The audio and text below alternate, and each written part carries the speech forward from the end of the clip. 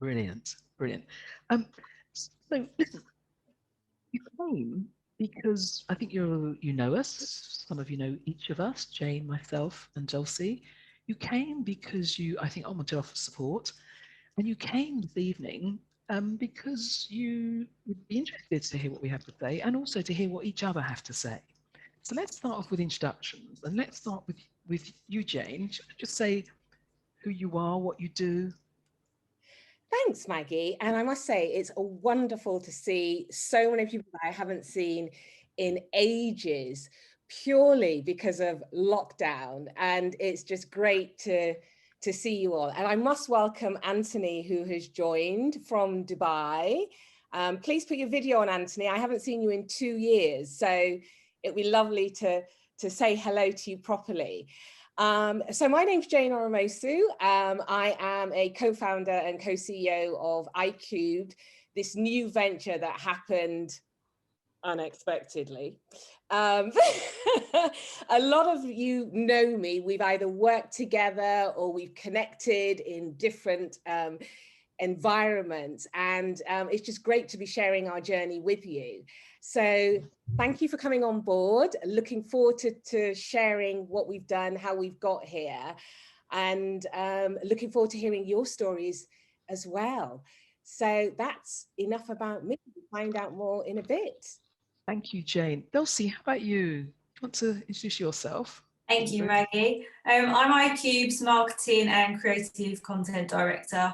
I'm in charge of everything visual, so behind the scenes, all our content and ideas we have, I'm the one that puts it into visual documents and makes sure all our branding is on point and our social media matches that and reads all the messaging we want to put out there. And as you'll find out today, we have loads to talk about, loads of great ideas that soon become a reality. And I suppose I'm one of the people that helps put that into practice and make our ideas come to life. Thank you, Maggie. Thank you, Dulcie. And my name is Maggie Semple.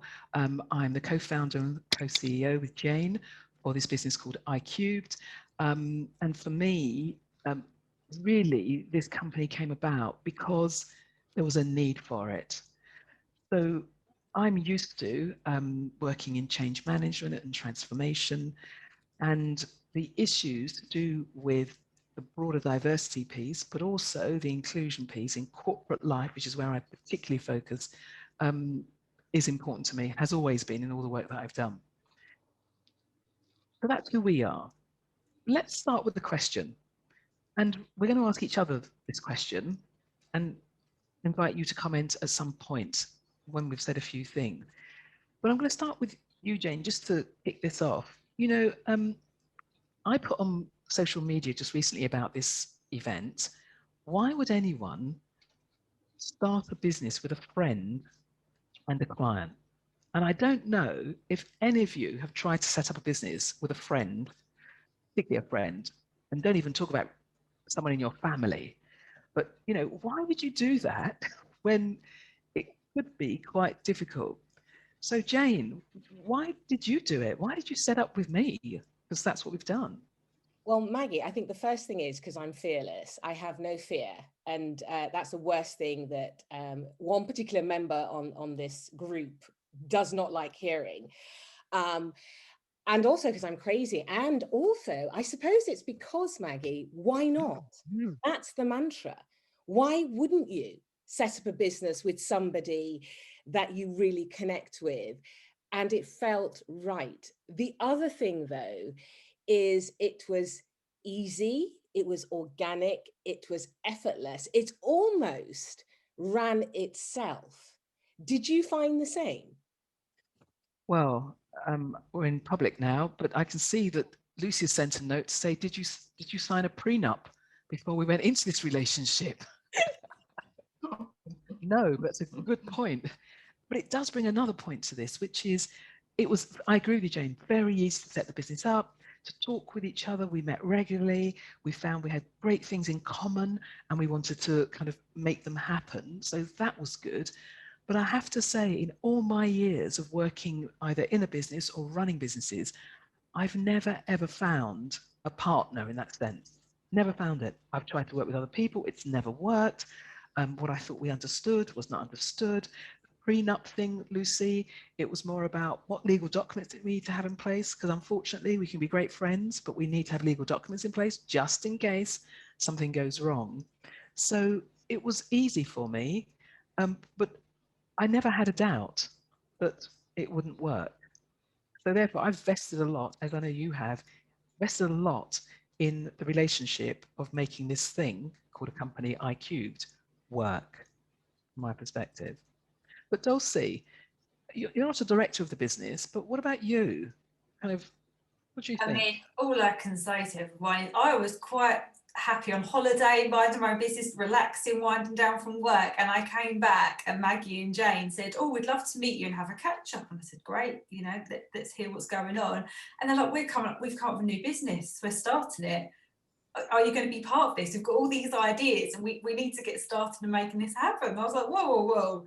You know, I need to get back into work mode. I'm not used to this. But as soon as they started to tell me their ideas and what we wanted to do and what our vision was, it completely aligned with what I believe in, what my ethics are.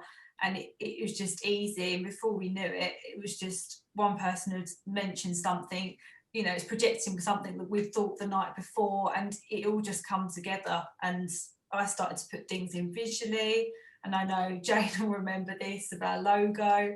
I came up with the idea, and she'd sort of like had the idea in her head before, and then the colours were linked to sort of the backgrounds and things. And as the more we spoke about it, the more it just aligned and worked really well. And it was just, yeah, an easy process that happened organically.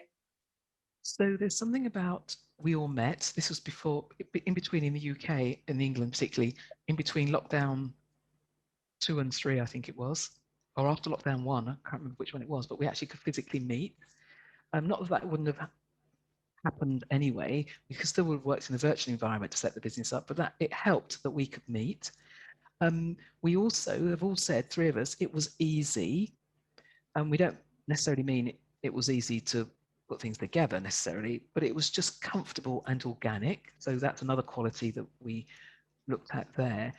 And I guess the other thing was just when you think back, why would anyone, and again, I'd be interested in what you have to say, audience, why would anyone start a business during COVID 2020? Why would anyone do that? Because when you hear around you, so many businesses are closing, collapsing and so on. We took that as an opportunity, I think without too much thinking, that this would be a perfect time to start a business because that's what was needed. Jane, do you want to add anything to that? Well, I thought, should we show something of how it all came about and came together? Why don't we? Dulcie did a little film, so let's have a look at it. Hold on to your seats, guys. This is how crazy it was.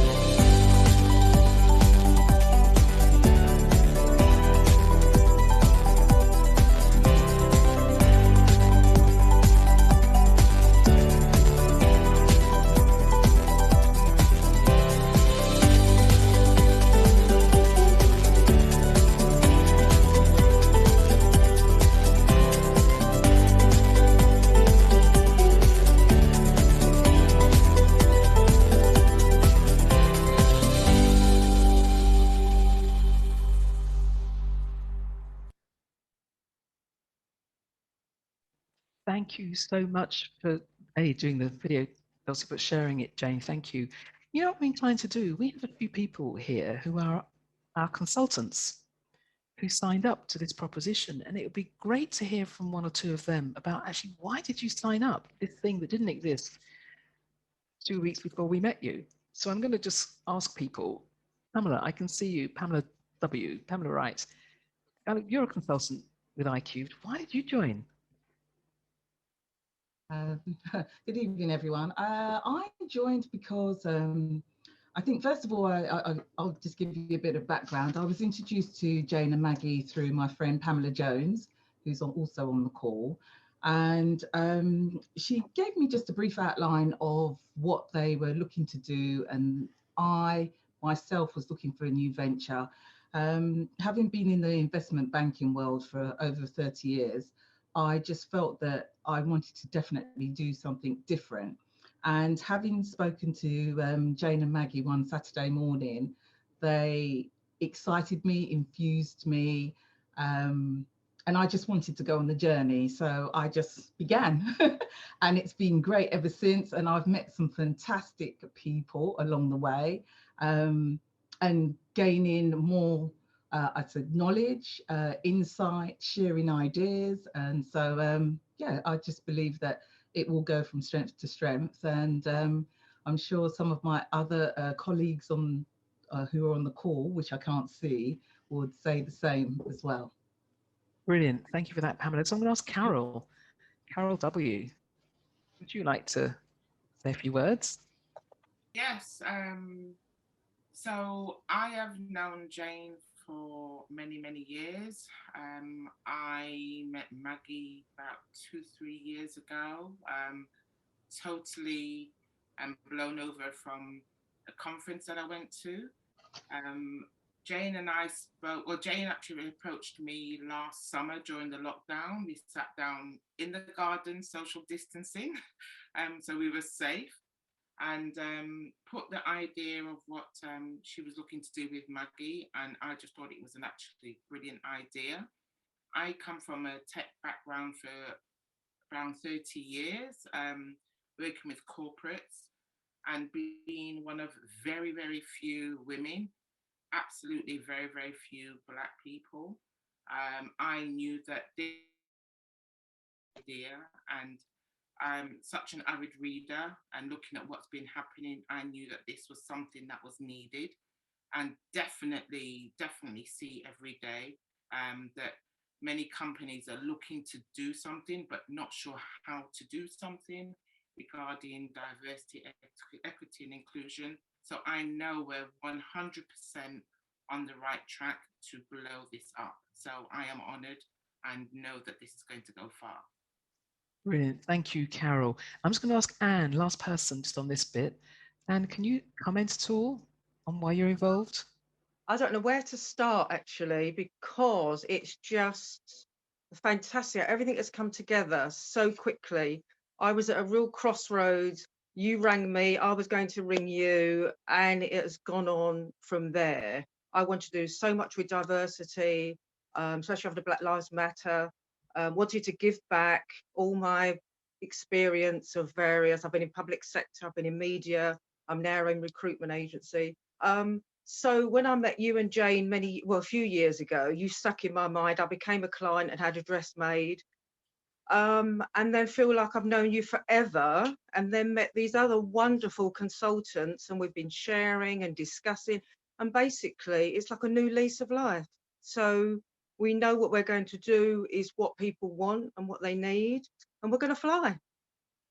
Brilliant. Thank you for that. And just in case anyone doesn't know, I also run a fashion business, a bespoke fashion business, an atelier in Covent Garden, of which Dulcie is the creative director. And a few people, I won't embarrass them now, but on this call, actually are clients from that perspective. They visit the atelier often, very often, and have clothes made for them, bespoke clothes. So that's something else. That's why Anne will say what she has said there. That's great. Okay. We've done a bit of talking. Does anybody in the audience here, participants, do you want to say anything, ask anything about what we've been talking about, or something related to that and so on? Any comments, thoughts about what we're doing? Otherwise, I shall ask you to say. Yeah, Lucy, go for it. So I sort of know what you're doing, but who are your clients? Who are you aiming at? Yeah. So I don't know, Jane, do you want to answer that? No, I think that's lovely to meet you, Lucy, and a great question. Probably just to position what it is that we do. When we first started, we had a very clear mindset of what we were looking to offer. And over time, our offering has changed. So initially, our offering was very much about putting agile and inclusion coaches into organizations so they can not only speed up transformation within businesses, but also bring that additional if you like, feature of being very inclusive. So all our consultants go through an accreditation process where they understand what ED&I really looks like, so they can bring that as well as the agile mindset and agile way of working. So the clients that we were targeting and are still targeting are the obviously very large corporate organizations, because that is where we have found systemic racism to exist in a way that is so subtle that there is not the language around it to kind of draw it out and change it. And they are all looking to change, but they're not sure how to do that. And it's got to start from not just the top up, but also from the bottom up, the top down, but from the bottom up as well, because it's about a whole culture change. And in discussions that Dulcie, Maggie and I have had over the last few months, we're really, really aware that it has taken hundreds of years for cultures in these organizations to be where they're at now. In order for that to change is literally trying to undo thread by thread through raising awareness, through showing kindness, through demonstration, but also about having sometimes difficult conversations whereby we all challenge the way that we think, because all of us have a particular mindset depending on our experiences and our background and our education. And one thing I will say, my brother and I, Tony, who's on this call, can attest to, is that we were really lucky. We had very little experience of it, but in comparison to our children, or my child who's growing up here, his experience is very different to mine. So we're looking to reach out, Lucy, to answer your question. Is we're in conversations with lots of different businesses at this moment in time, predominantly the corporate sector, because that's where our strength lies, and the strength of our consultants also lie. So it's a really good match to make that happen. So which industries? Big corporates? So we're talking the legal sector, we're talking pharma, we're talking the tech, all of the sectors, because as you heard from some of our consultants, they have the financial services, they have all have backgrounds in these different sectors. But Maggie, I don't know if you wanted to add anything to that. No, I think you've answered it really well. Thank you. So we'll go to most sectors when asked. And so if it's oil and gas, we'll be there. You know, we're broad and we want to be, but it's actually the organization approaching us and saying, we're trying to go through a transformation program. Who have you got on your books that could come into our organization and be there for 6 months to a year to help with the transformation? And then we'll match our consultants with that particular organization in that way. So that's what we're about, Lucy, there. One of the things we're about that way. Thank you for the question. Anybody else want to ask a question before we move? Yeah. What does the transformation process look like over that 6 month period? So what it could look like, depending on obviously the organization, but it literally has been, our consultants go in where there's an identified need. I'll just be very specific about this, where it's clear a team, so we just look at team transformation, a team is not functioning well. And it actually could be a large team, it's dispersed over many territories throughout the world, and they're not functioning on what they need to do to the business to help it transform in their particular part of the business. So we place people there who actually, we've called them coaches, but they're not expected to be engineers or to be technical experts, even though they will have a background, say, in financial services, that's where they're placed. What our consultants are very skilled at is managing the relationships. They bring their emotional intelligence to the project, and over the 6 months, they get I'll call it a dysfunctional team working in a functional way. Does that help, Jonah? Yeah. Yes. Yeah. Sorry, I was just taking myself off mute. But yes, That's okay. that helps a lot. Thank you. Yeah, that's what we're doing in that way. I'd just like to welcome Sharon on the call. Sharon, lovely to have you. Hi. On the Sorry, call. I was late joining. No worries at all. It's been a while, so thank you for joining. Yeah. Sorry, Maggie, you were saying. No, absolutely. So that's kind of how we work. And I just wondered if I could bring Pamela J into this now, because Pamela, you're also one of our consultants, as it were, yet to join the fold. But what's your view, particularly on the UK, because that's where we're based, and I'm sure, and people here are from different parts of the world. I know Celeste, you're in Portugal, where you were the last time I spoke to you. Tony, I think you're in Dubai, and others maybe in other parts of the world, I'm not sure. But Pamela, can you articulate why you think, what you're involved with us as well, why it's so important what we're trying to do, what we are doing in the UK particularly? Oh my goodness. Good evening, everyone. I'm Pamela Jones. I think this work is absolutely crucial to all the sectors that you've mentioned, which have been inherently white and male. I think the lens that you're bringing to this work is unique, where you're going in as a coach to basically re-engineer teams and get them to be high performance teams, but with a lens around inclusion, which is really, really vital. My personal background has been investment banking for the last 30 years. I've worked at a tech firm, I've been a consultant with a tech firm, and I'm currently at a charity actually, which is really bizarre, but we won't go into that. For me, I also have a consultancy around equality and diversity.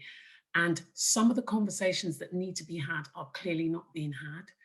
I think a lot of corporates, as we all know, subscribe to ED&I, and they have a policy that sits on page 207 of a handbook. And that policy is never mobilized and put into working practice.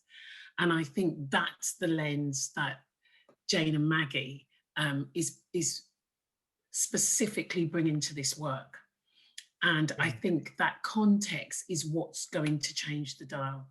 As Jane said, grassroots up and top down. And we know the social consciousness is accelerating so fast at the moment. So organizations need to change and keep up. Brilliant. Thank you for that context. That's great. But you know, we're talking about these ideas to reality. One of the things on my agenda just to raise with you is what you call a business. What is the name that you call it? And where does that come from? And how do we go about that process? And we came up, Jane and I, with, we used to meet every Saturday mornings at in London at the big shopping mall, what was it called? Westfield.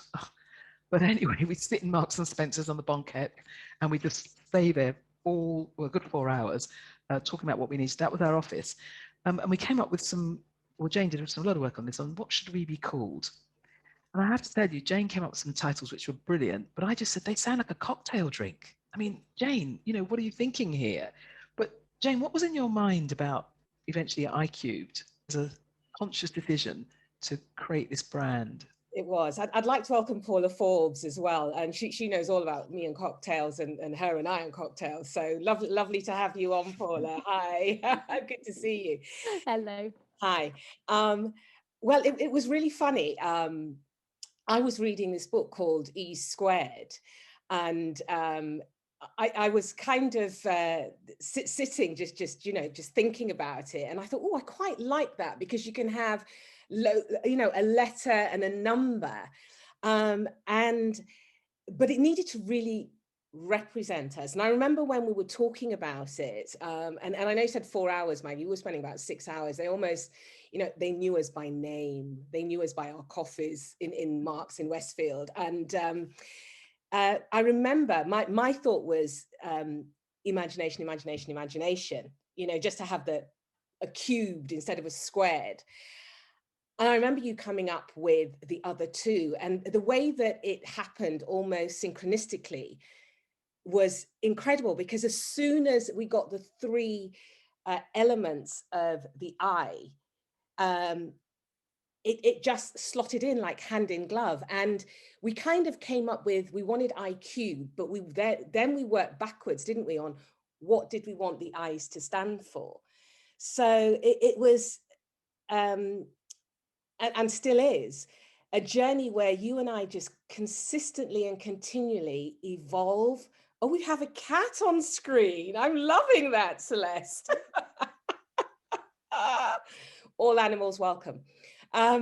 So yeah, for me, it just happened naturally. And then when Dulcie got back from holiday and we said, this is who we are. This is kind of what we do. What do you think?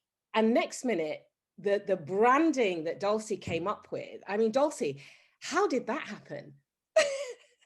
I mean, yeah, I was straight in at the deep end with all the brand. I was trying to explain to Maggie and Jane that when you design branding, sometimes it can take up to 3 months to decide on a colourway or a font type. You don't rush the process. You sort of get a concept and you go with it. But luckily, we're quite decisive people, so it was reduced down by a lot. And I think we ended up, I drafted together some ideas, and I started with colour because that's sort of how I work with my design. I'm very much about colour and keeping things simple and that you can read it clearly. And I'm very particular about fonts. There's a lot I don't like and very little that I do like.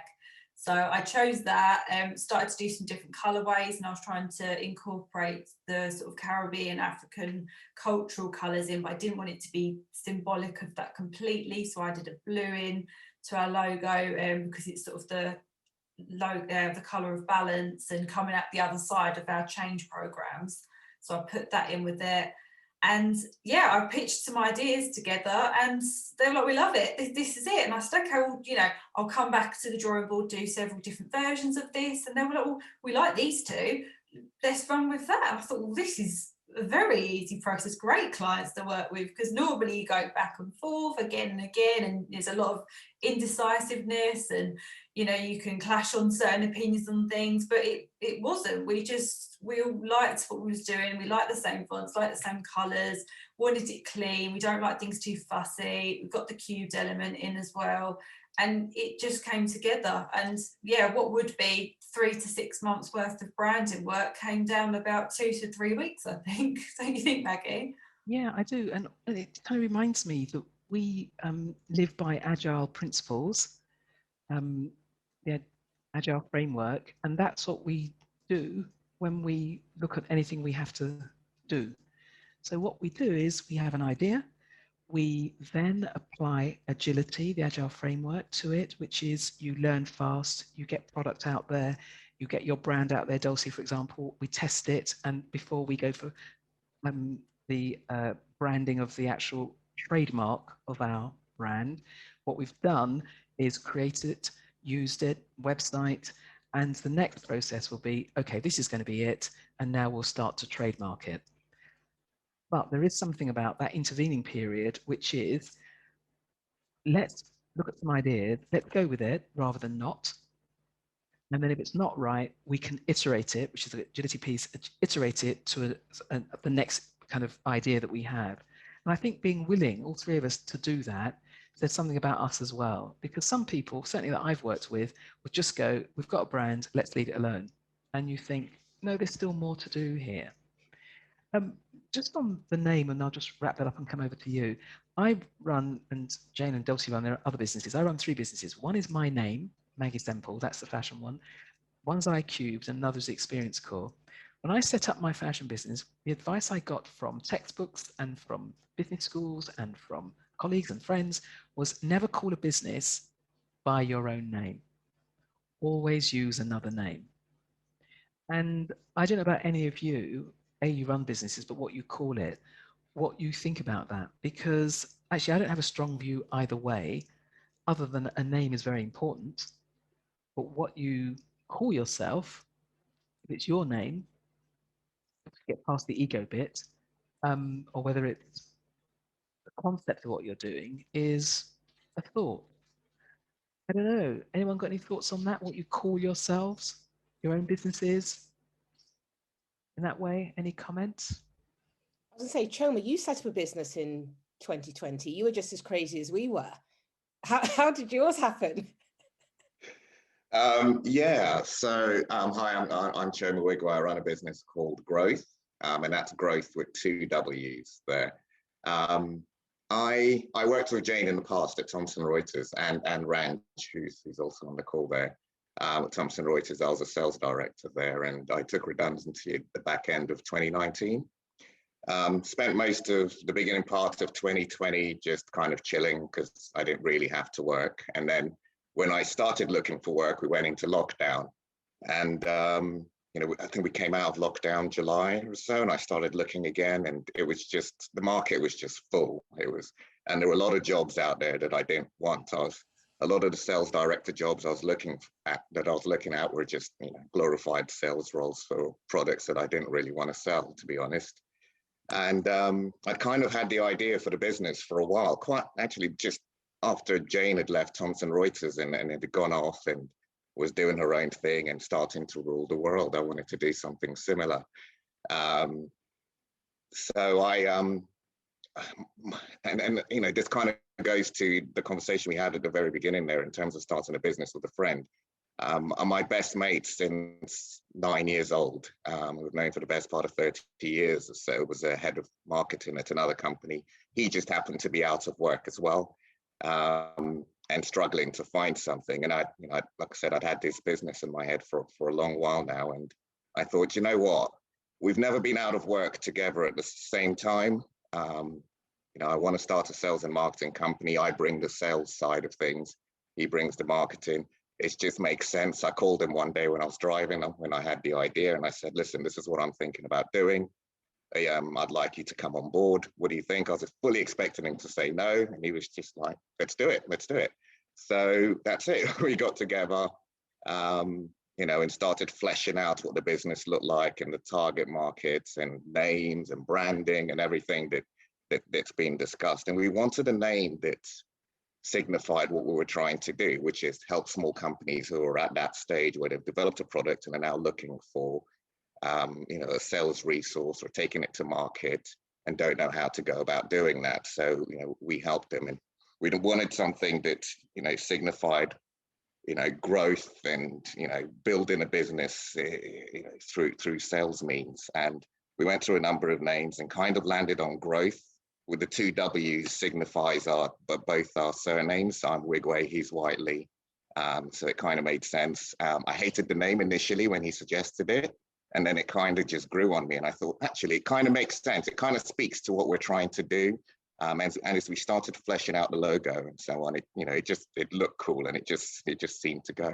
So that was it. Starting in 2020, yeah, it was absolutely crazy. Everyone said, you know, starting a business in the middle of a pandemic is a crazy time to do so. But one of the markets we're focusing on, which is the legal tech market, is one that has been booming and hasn't really been affected. The legal market itself hasn't been totally affected by the pandemic. It's still booming. My wife works for DLA Piper, and they're developing products and taking that out to market. And I could see that what we're trying to do actually fitted that market, in the sense that they didn't have a sales outlet, and, you know, they don't know how to do sales or marketing. So we, you know, there was definitely a need for what we were doing. So that kind of gave us the confidence. And the more that we started reaching out and speaking to more, you know, founders and owners of legal tech businesses, it started to make sense that actually what we're doing, there's a real need, and B, people aren't, you know, the pandemic isn't affecting that market as it is other areas as well. So that kind of given us the confidence to go. And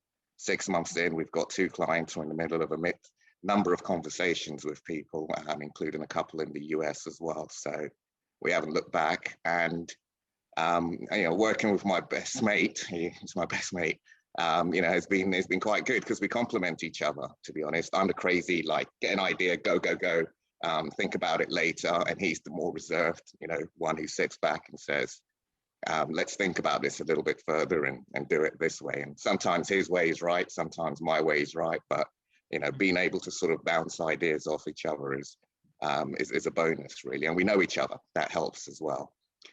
So that's pretty much it for me. Brilliant, thank you.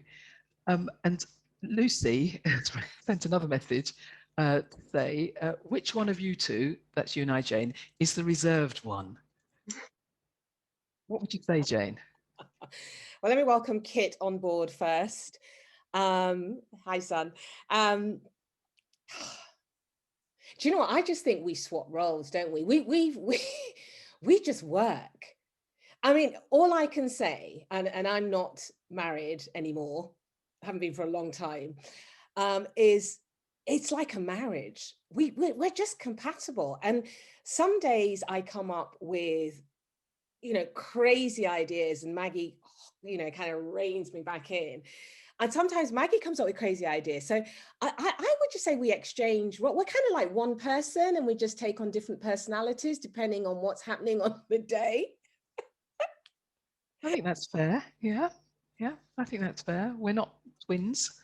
Well, it's not a doppelganger. It's just, I think you're right. That summary of we can exchange roles organically, easily, comfortably, without either of us thinking, hey, that's my bit, or, I usually do that. I think that's right. Absolutely. Dulcie, what would we like to work with? I was going to say, be honest. you do chop and change, and sometimes I come in as the parent and go, right, hold on, let's go back to the original point we were making, and work backwards and build up from there. But yeah, we all learn things. I suppose I'm quite systematic and almost too held back on proceeding with things. Jane's got so much energy with ideas, to push forward. Maggie's got a lot of experience and knowledge where she knows when to push things, when not to. And so together with everyone's experiences, we sort of chop and change and navigate around things. But yeah, I think you complement each other well, and that's why it works. There's no one's given a set role. That's what you deal with, this is what I deal with. It's collaborative, and we take it in turns, and if someone is struggling with the role they've taken on, then someone else picks up, and you just navigate around things. I think that's right. In the early days, when Jane, you were doing quite a lot of the, what I'd call heavy lifting. You were the one that put guides together. You were the one that worked with Dulcie on the website, because I was doing other things. And I did check in with you quite honestly, say, Jane, do you think you're doing kind of almost too much in terms of the balance? But it was fine. It was fine. We talked about it, really. Do you know what was brilliant is you let me go crazy. And I think that's why it works so well. It was very much, these ideas just kept coming through. And those of you who know me, I meditate every morning. I kind of have a lot of quiet time in the morning. I will go from about 7:30, and I don't move from my chair until about 11. And when you are in that state, and either you're reading, Lauren looks at me, Lauren, I'm not meditating for 2.5 hours. Impossible. I was going to say, you've reached like a new level of transcendence. I was impressed. I want to be like you when I grow up. No, there's meditation involved in that. But then I'm obviously reading, I'm reflecting, I'm writing in my journal. And then that's when I find I'm in my most creative space, because I'm not in the mind. And it's very much, the idea started to come. And sometimes they start about 8 in the morning. So I'm hovering thinking, do I text Maggie now, or shall I wait? I just text her so that I don't forget, going, just had a thought. And then I started to do it to Dulcie as well. And what's been incredible, I must say, working with both Maggie and Dulcie, is the ideas have been allowed to gather momentum. And the brochures was one example that we spoke about very early on in the business, about putting together a client brochure so we can really share the experiences and the wonderfulness of our consultants, as well as what our offerings are. And we kind of parked it, but about 3 or 4 weeks ago, it came right back on the agenda. And it felt really right. And this is the other way that we work. If it feels right, we do it without question. And feeling right and the mind going, it isn't, we don't let the mind overrule that. What we do is we let our heart drive us. And we started off with one brochure, and Dulcie, she knocks it up within hours. I mean, I'm in awe, apart from the way that she does it, the images, the graphics, the ideas behind it, the colors. You know, I've run out of praises to give Dulcie when it gets into my inbox, because every single time I'm wowed. As you saw the Doodly video earlier, she did that yesterday. I mean, it doesn't take a long. She only learned last week how to do it, and she's done it. I've still got notes of how to do this, but I digress. So with that brochure, what happened then was, suddenly, out of the evolution of the brochure, we decided we need to have a different one, because we're going to target the clients in different ways. So it became a very strategic brochure, and how we then marketed that brochure became crucial to the type of brochure. And then from there, another idea came from Maggie, from nowhere, this idea of promoting a particular offering that we've got. And that is now what is in the making. And it's what's been fabulous. And I don't know how many others of you are either thinking of starting a business or have a business, but it'd be really interesting to hear how yours have evolved, is that it just happens on its own. And so we don't have to really think too much in advance. But I must say, one thing that has really helped us is that we sat down at the beginning of the year, and this is something I learned from my dad: set your goals for the year. And we set our business goals. And we were really, really clear and really specific in not only what our vision is for the business, but what the goals for the business are. And we kept it at 3. So everything we do is in line with the ultimate achievement of those goals. Maggie. Yeah, so thank you for that, Jane. And I see Carol's written in the chat, trust and belief in the partnership. Carol, I don't know if you want to come off mute, but trust and belief in partnership, I think you're saying, is really crucial to any business developing and growing further. Anything else to add to that, Carol? Yes, I mean, 100%. I mean, I speak with Dulcie on a regular, Jane, we meet up. I speak with the consultants weekly, and everybody seems to be aligned. You all seem to be, we all seem to be, we're on the same path. We trust in one another. We do believe what we're doing is the right thing. We all hear out in the business world, what we're doing is needed. A lot of companies do not know how to go about it. We need to make ourselves aware that we're here. And so tonight, this is great. But I think once you've ended your day, you know, we're all on the same path. We all believe in what we're doing, and we all trust one another, because if we don't have that, it's just not going to work. But I know, with speaking to the consultants, speaking to you guys, Dulcie, Maggie, Jane, we all are on the same path. We all trust in each other, and we truly believe in what we're doing, and 100% it's needed. So Brilliant. Without that, it won't work. Yeah, absolutely. And that just brings me to just the final thing before I open it up again to you. Jane and I, again, it was organic, but we had to set up a bank account, of which we've done. It's all online and so on, no going into bank branches and all that business. And when we spend any money, of course, the technology just tells me that Jane's just spent £3.50, or not much more than that. But also, we put money into the business. We put money into the business to make it work. And we will continue to put money in the business as and when we want to. But that discussion also is not difficult. We say, well, okay, where are we now? What does the business need? It needs this, this, and this. And we will personally invest in our own business until such time where we believe that we can take dividends, but something out of it. But we're not in a rush for that. We're absolutely fine about putting money into the business in order for it to develop and grow quickly. Sorry, just on that, I wanted to say, just to really reassure anyone who has a fantastic idea, because I can assure every single one of you, you all have great ideas. But sometimes there's a fear of implementing the ideas because of the uncertainty of how it's going to turn out.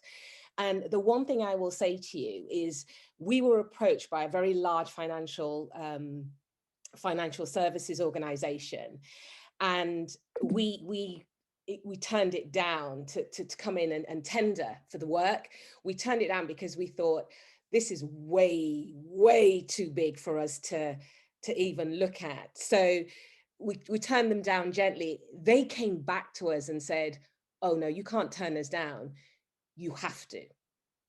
And as a result of that, Maggie and I expanded, and this is from a conversation that Lauren and I have had in the past, but that word expansion really resonates with us, because you feel alive when you are expanding as an individual, when you're challenging yourself to do something you've never done before.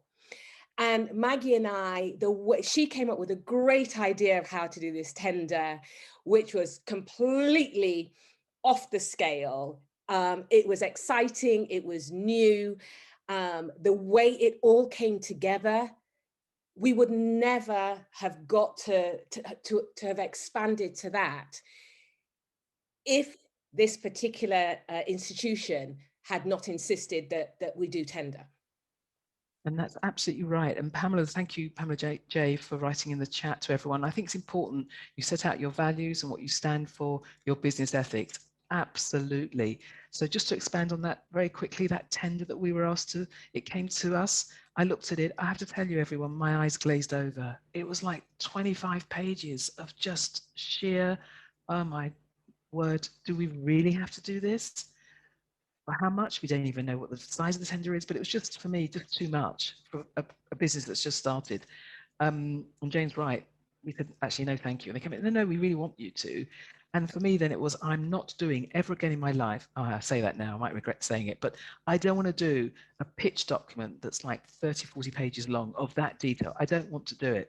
So what we did do was come up with a virtual response, which they just thought was just, it actually showed what we would do for their company, and we actually did it. We showed them what we would do, which is a film, us on Zoom like this, talking to our potential client with all the stats they wanted on screen and this, but they didn't have the hard copy, which is what they wanted from us, really. So there are just other ways of thinking about this. We've got a few minutes left. Anyone want to add something or say something that you thought we would have talked about this, or you just like to spend a minute talking about that? Anything that you want? Sheila, I don't know if I'm going to put you on the spot here, but what are you thinking? Hi. Hello, everyone. Thanks for having me. I was invited by Pamela Wright along. It's very interesting. I mean, I've been listening and observing. I run my own E&DI company, actually. And it's really funny about how something evolves. I've been in the civil service, local government, and private sector for over 40 years. And I've been a chief executive and director and all of that. But I got involved in equalities and diversity in the full sense of the word as a senior manager, managing workforces and breaking that whole glass ceiling. And time will not permit me to go through my own journey on a personal journey. But I got asked to come along and give a talk for Black History Month at the Bank of England, basically. And they asked me to come in to see how I broke the glass ceiling and as a Black woman in seniority. But from that evolved the whole debate about equalities and diversity and inclusion and more about organizational behavioral change, unconscious bias and affirmative, and all of that kind of debate started. And so I was approached to come and do training and coaching and talking. And from that, that's how my business evolved. But there were times it's been a lonely journey. So, I'm on my own. I felt on my own. So it's interesting listening and coming along and hearing you talk together and that synergy about bouncing ideas off of each other. I'm doing some big work for Thurrock Council at the moment on my own. And there were times I wished I was in partnership with others. So it's really interesting going into organizations on your own and not as a partnership like what you're representing tonight. And I've got great ideas, and I'm having to outsource some of what I do to other people because of the capacity of the work. But this partnership and what you're doing sounds really exciting. It sounds very much inclusive, and support seems to be what I don't know enough, but it seems like there's a support infrastructure that what you're setting up with your ideas, in effect, for somebody like myself. So I'm bidding, just done the whole contract work for a bit of a company, and I did it on my own. And I realized part of that contract, I'm going to need some help to deliver because it's over 400 staff. So I've actually had to go out to source some of other people I know to come in and help. And not necessarily people I've worked with before. So I just say I'm kind of intrigued by what you're doing, and I just want to thank Anne for inviting me along so I can learn more. So Brilliant. Thank you for that, Sheila. And I must do a plug. Of course, we are the agency of choice for you because we have amazing consultants. Pamela, you've heard from them already this evening, all trained. Even though we do have an accreditation process as well, so they're all trained. But well done to you. You say something, you said several things there, but I just want to pick up one, which is that we're in a world where there's competition, and that's what business is as well. But we at iCubed don't see that as a threat. If we're a new player on the block, it doesn't matter. We are here to do what we need to do. And we will work with you, Sheila, if we have to and can do and so on. We'll work with all of you that have your own business. We will work with you. We don't see anyone as a threat or doing what we're doing, so we won't collaborate.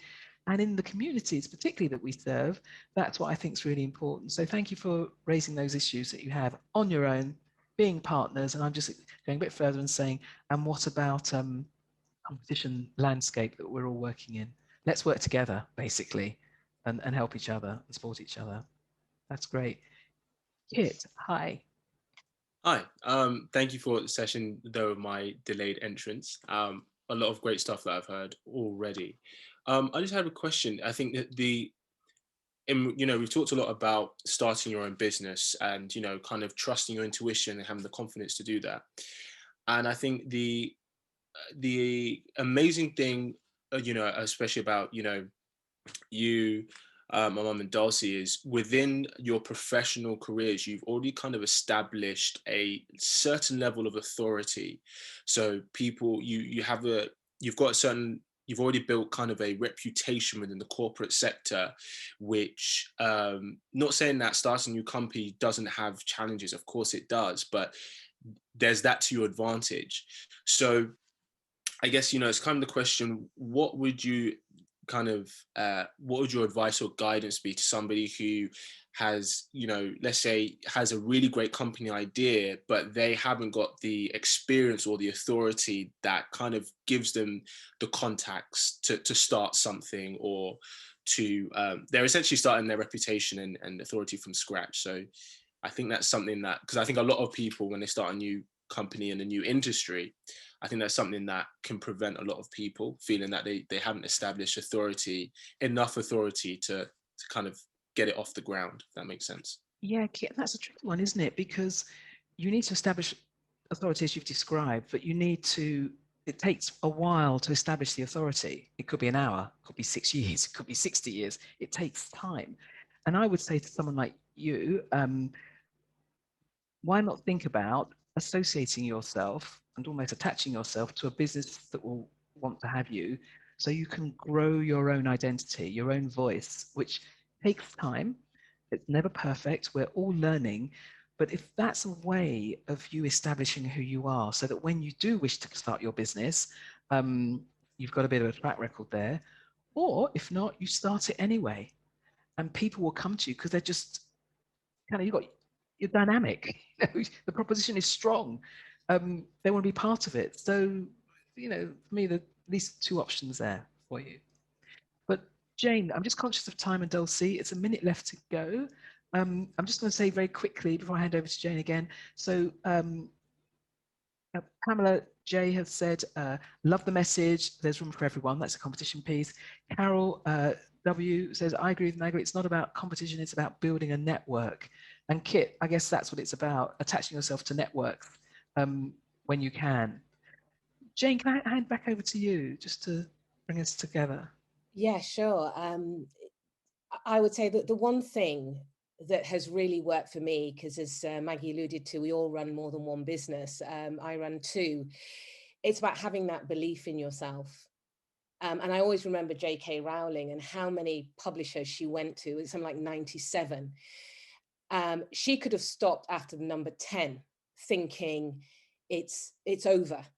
But she carried on because those of us who are in sales, so people like Carol, Rand, Toma, you know that every no is taking you closer to your yes.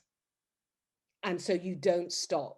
In fact, the more no's you get, the more you know you're getting closer to your ideal client. But what's also really important is you know the type of client that you want to attract. And that's the one thing that Maggie and I have been really clear about, who we would like to work with. Because once you know what that looks like, half of the journey is done. So I think, Lucy, you've mentioned it's not always what you know, but who knows you and can sponsor and recommend you. So thank you. And Pamela, you say you agree as well. So from me, I would just like to say thank you so much to everybody who's coming. We'd love to show you our little film again, but I just want to go to Dulcie for any last words, and then Maggie, any last words, and then we'll and of course anyone else, and then we can close. Dulcie? Yeah, I mean, for me, it's if you've got an idea, don't give up on it. Record it, note it down. You know, for me, if I've got ideas, but design-wise, I take photos of everything. It might not work for then, but it's going to come up later on, and you're going to go back to that idea and go, "That's why I recorded it. That's why I noted it down, because it's not the time for it back then, but it is now." If your business isn't picking up at a certain point when you've pushed it to, it's not the time for it. Again, it could be down to contacts. You haven't met the person that's meant to collaborate with you at that point, but they will come along. You just have to wait out and it'll happen. And that's when your business grows and things are meant to be. So trust your instincts. Don't give up on your ideas. Just note it down. You might have to park it aside temporarily, but it will happen, and push them forward and let things happen organically. Maggie? Yeah, and I would just add to all of that and just say that no idea, of course, is stupid. Whether you set up a formal limited company as we have, or it's a loose partnership to begin with, and then you make it formal and legal. But really, don't limit yourself. You can do anything, really, if you believe in yourself and you want to do it. So just encourage you to carry on being creative, talking to people about your crazy ideas or not such crazy ideas. Now, as Jane says, when people say no, just think, thank you for that. I will come back and it'll be a yes next time. Jane, last Definitely. 30 seconds. Great. Shall we go back into the video? Is there anyone else that would like to share anything? I'm aware some of you haven't said anything. Aileen? Well, I've just really loved being part of this. I've known Jane for years as a friend, and I'm not really a business person, but I'm starting to think maybe I want to be now. Maybe I could do something. So no, it's been great. And I think the energy I'm feeling off you guys is amazing. And, you know, yeah, you're going to go far with this one. I think it's perfect timing in, and you sound, and I can feel off you that you're an amazing team. So all the best, guys, and love to everyone. Thank you. Jane, should we share the last slide? Because we do have another event. We do, yes. You do that, or just in case people go? Yes, just in case they need to head off.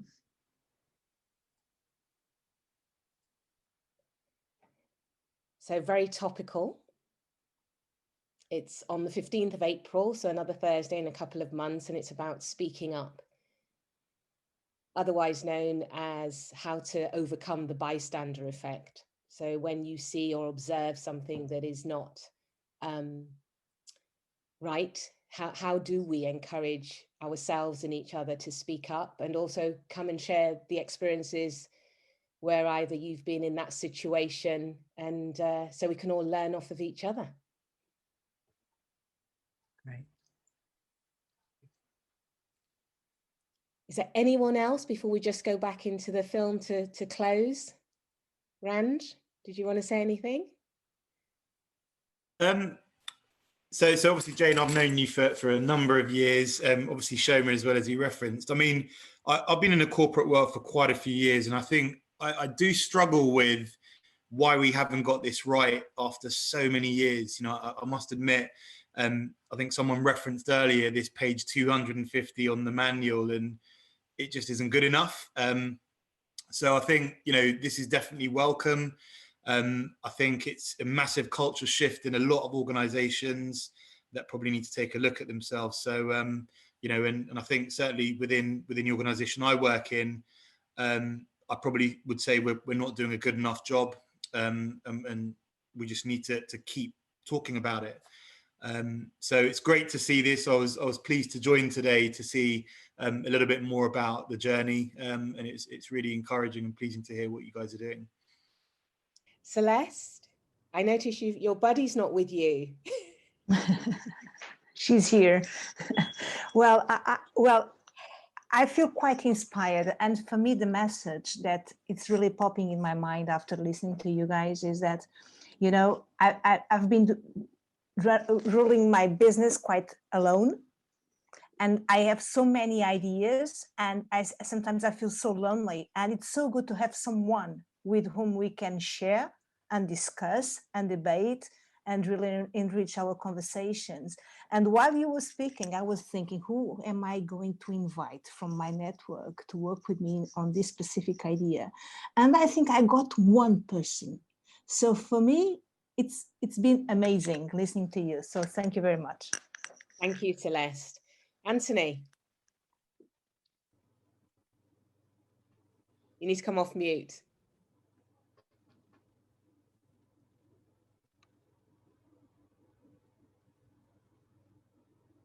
Should we come back to you? I'm sorry about that. You can see that technologically I'm a bit of a Luddite. My apologies. And sorry for embarrassing you there, Jane.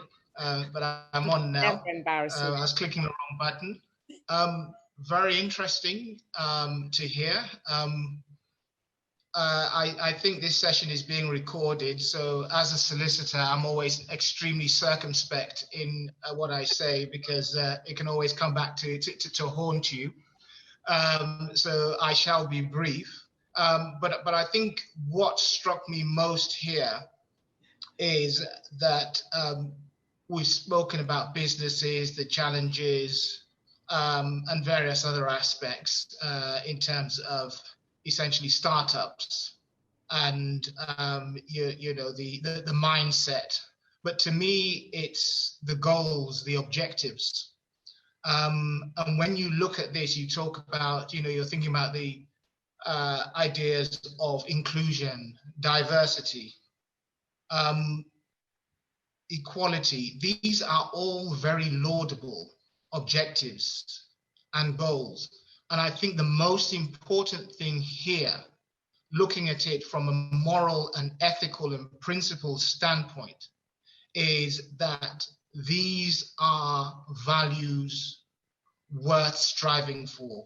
This is for the greater good. It's not about race, about difference, about oppression, you know, and all these other historical injustices. It's about where we're going. We're not looking backwards, we're moving forwards. It's often said, and I know it can sound quite trite, that there's only one race, and it's the human race. But I believe that. I really believe that. There are various differences between people that exist between individuals. It exists between different cultures, you know, different ethnic groups. That's just part of being human. But I think just to go back and reiterate, these are things: equality, diversity, inclusion. They're all things that are worth striving for and very important to each and every one of us, regardless of our background, regardless of color, regardless of where we come from, regardless of religion. At the end of the day, we're all human beings. And therefore, to me, if there's the one thing that I would take away from this, is the cause is a noble one. And I'll end there. I do love you, Anthony. Haven't seen him for 2 years because of COVID, so this is really special. And hopefully later on this year, Jane. Yeah, hopefully. Well said, thank you. Should we go to PK and then Teresa before we close? PK, I think you're on mute. I'm not sure if you're speaking.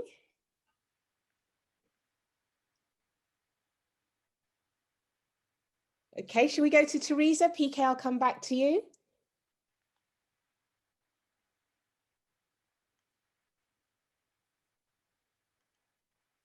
Okay. There may be a technical issue, but I'd just like to say thank you so much from me. Maggie, would you like to close? Then I'll show our amazing little film because I love it. I can watch it all day. Sorry, Jane, who does your videos, by the way? Because I'm interested. I want to do something similar. Her name is Dulcie. Oh, Dulcie. Oh, wow. Good job. I love it. Come to me, Choa. There's a little commission that we run so that you can have one of our expertise, you know, kind of at a price. But, okay, cool. We may talk. I'm teasing. I'm teasing. I'm teasing you. That's not my role either, usually. Anyway, thank you, everyone, for joining us, for giving so generously of your time, of your energy and your thoughts, and for being our first group of people, as I said at the beginning, who just thought, yeah, I'll come and find out what they're up to. So you will always be in our archive as the first group of people that were interested enough to spend time with us, and that we thank you for. And who knows, the next one we may see you in April, but we will be keeping in touch with you if you don't mind, to let you know of our progress. So on that, Jane, do you want to launch the film? And when you're ready, everyone, do feel free to. And thank you, PK. I can see you said thank you to us all. Nice to see you. And do leave us when you're ready. Thank you. Jane, do you want to launch the film once more?